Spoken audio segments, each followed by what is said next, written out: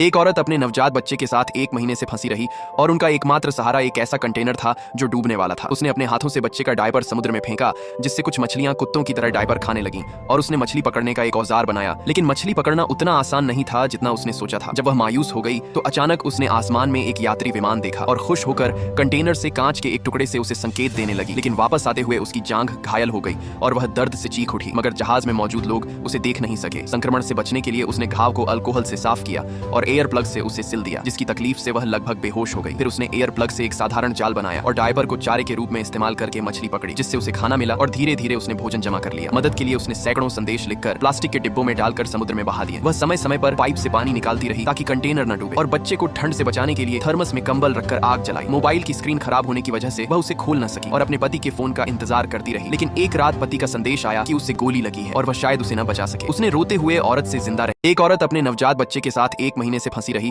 और उनका एकमात्र सहारा एक ऐसा कंटेनर था जो डूबने वाला था। उसने अपने हाथों से बच्चे का डायपर समुद्र में फेंका, जिससे कुछ मछलियां कुत्तों की तरह डायपर खाने लगीं, और उसने मछली पकड़ने का एक औजार बनाया। लेकिन मछली पकड़ना उतना आसान नहीं था जितना उसने सोचा था। जब वह मायूस हो गई तो अचानक उसने आसमान में एक यात्री विमान देखा और खुश होकर कंटेनर से कांच के एक टुकड़े से उसे संकेत देने लगी। लेकिन वापस आते हुए उसकी जांघ घायल हो गई और वह दर्द से चीख उठी, मगर जहाज में मौजूद लोग उसे देख नहीं सके। संक्रमण से बचने के लिए उसने घाव को अल्कोहल से साफ किया और एयर प्लग से उसे सिल दिया, जिसकी तकलीफ से वह लगभग बेहोश हो गई। फिर उसने एयर प्लग से एक साधारण जाल बनाया और डायपर को चारे के रूप में इस्तेमाल करके मछली पकड़ी, जिससे उसे खाना मिला और धीरे धीरे उसने भोजन जमा कर लिया। मदद के लिए उसने सैकड़ों संदेश लिखकर प्लास्टिक के डिब्बों में डालकर समुद्र में बहा दिए। वह समय समय पर पाइप से पानी निकालती रही ताकि कंटेनर न डूबे, और बच्चे को ठंड से बचाने के लिए थर्मस में कंबल रखकर आग जलाई। मोबाइल की स्क्रीन खराब होने की वजह से वह उसे खोल न सकी और अपने पति के फोन का इंतजार करती रही। लेकिन एक रात पति का संदेश आया कि उसे गोली लगी है और वह शायद उसे न बचा सके। उसने रोते हुए औरत से जिंदा रही।